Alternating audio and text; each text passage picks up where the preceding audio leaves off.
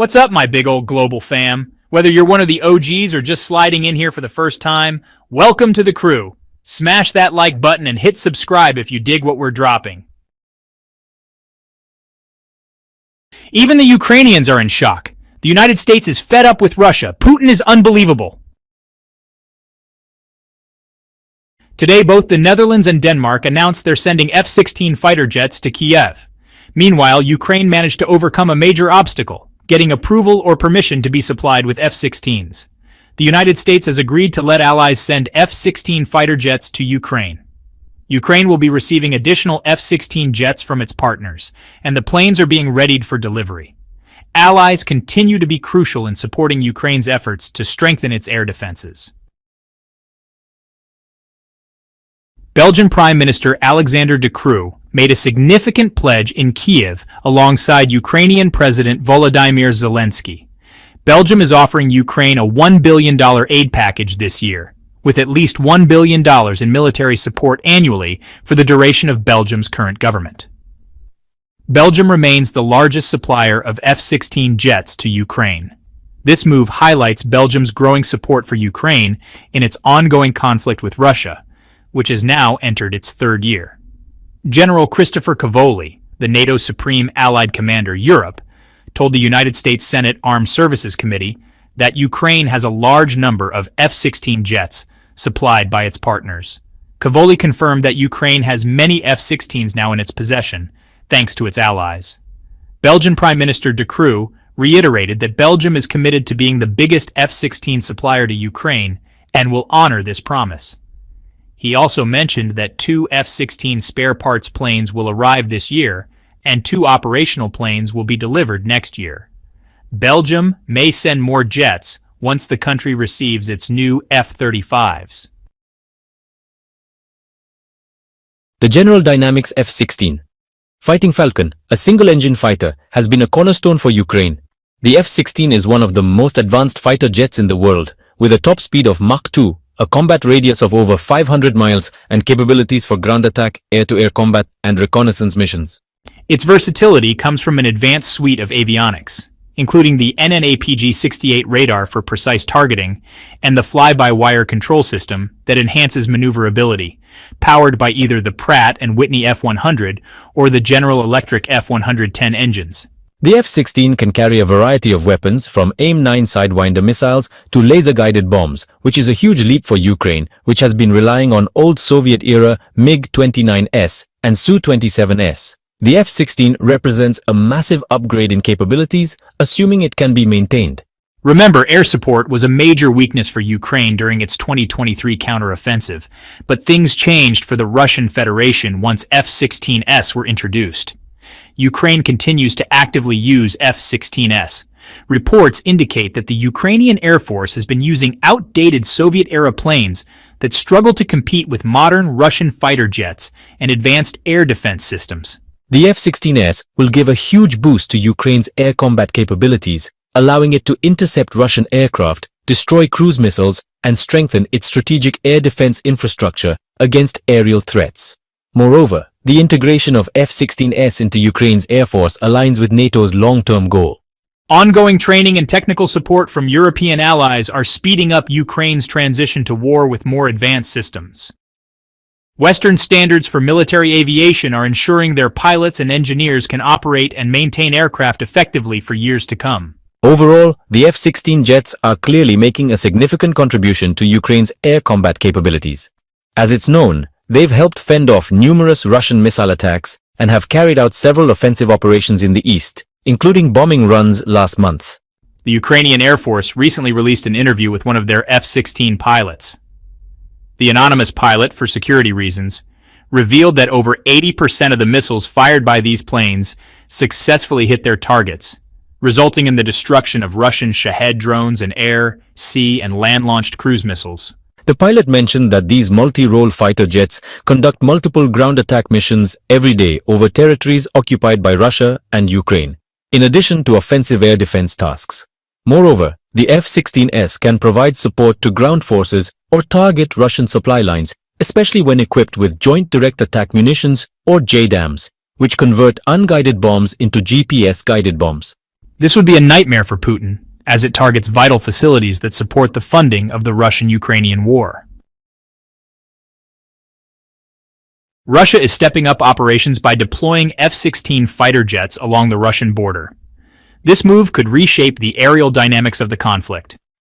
The introduction of F-16s to the battlefield adds a new dimension to the conflict and may change how both sides approach aerial combat.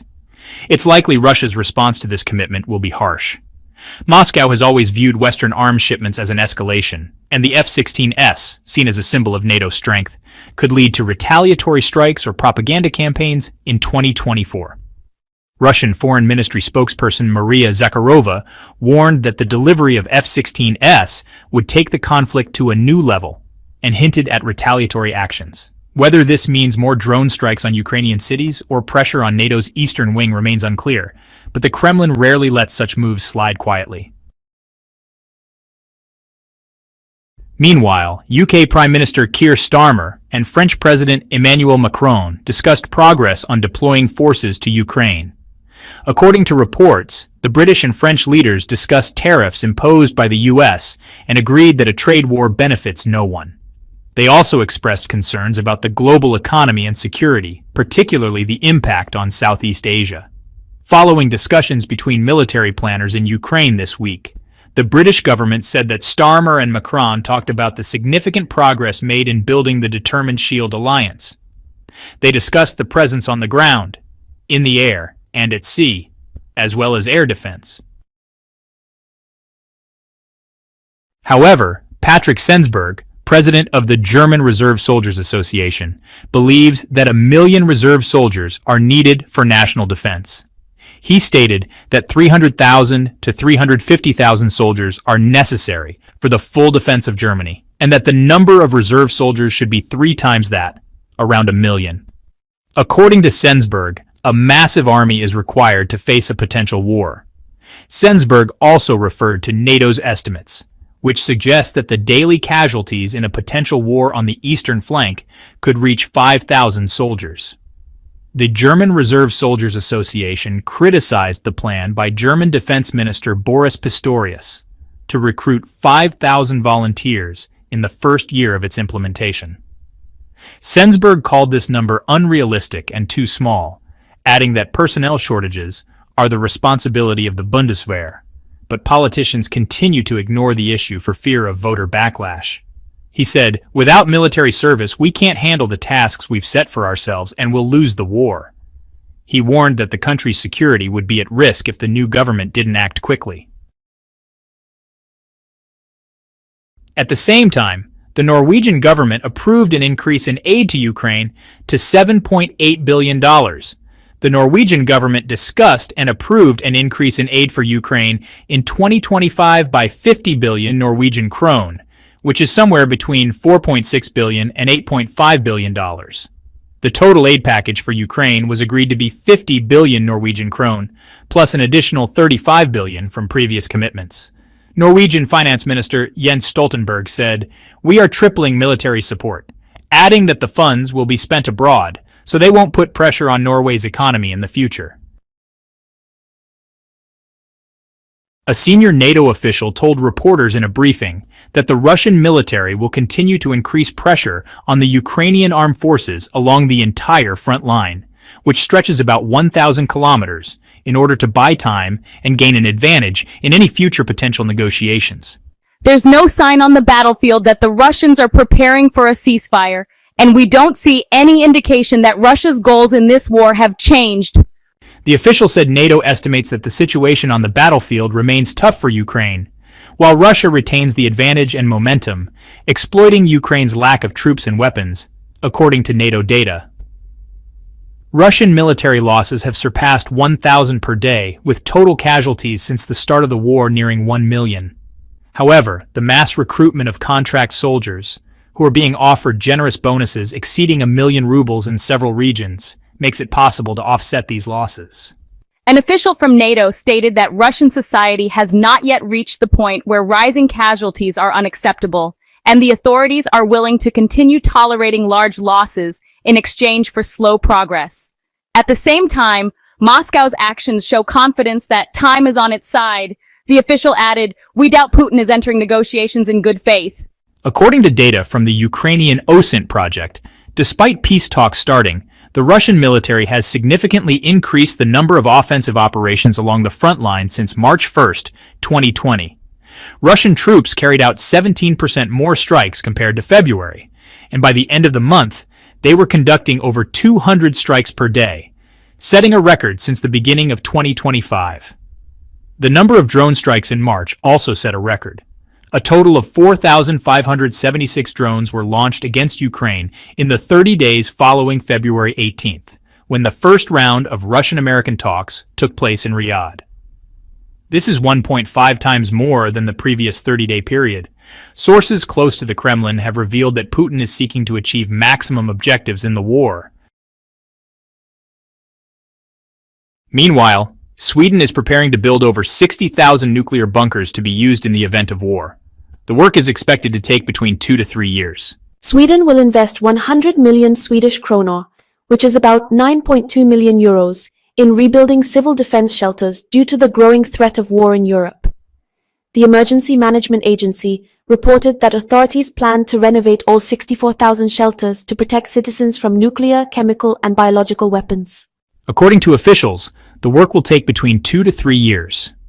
Sweden's network of shelters is one of the largest in the world, with the capacity to accommodate 7 million people, or about 23% of the country's population. Construction of 25 large shelters for thousands of people began in late March. Swedish Prime Minister Ulf Kristersson announced plans to increase defense spending to a record level. Sweden has ramped up efforts to strengthen its armed forces and civil defense following Russia's invasion of Ukraine, while the country also applied to join NATO after more than 200 years of neutrality. Sweden officially joined on March 7, 2024.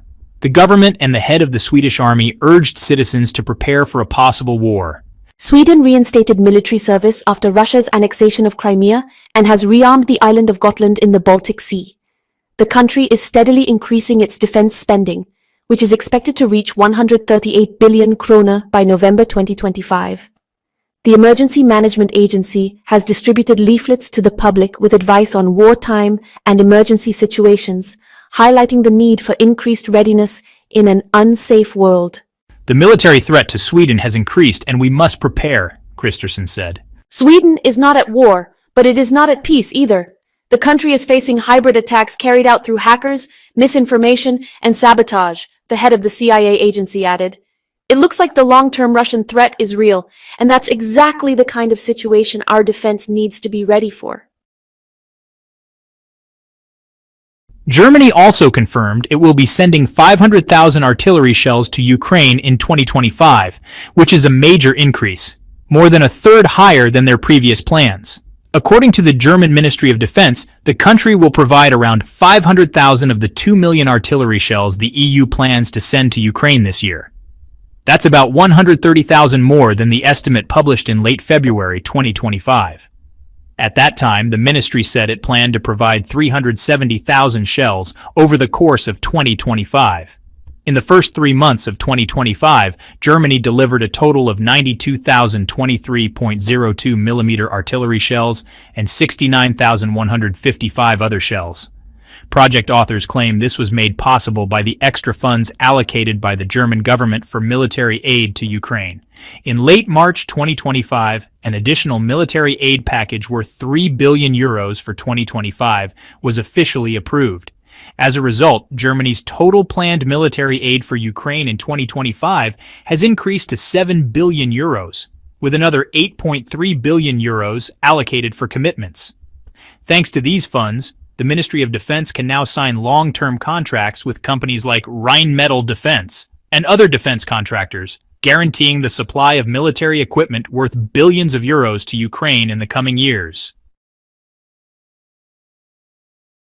Additionally, as part of the Czech initiative to supply ammunition, 1.5 million heavy-caliber rounds could be delivered to Ukraine in 2025 if the necessary funding is secured.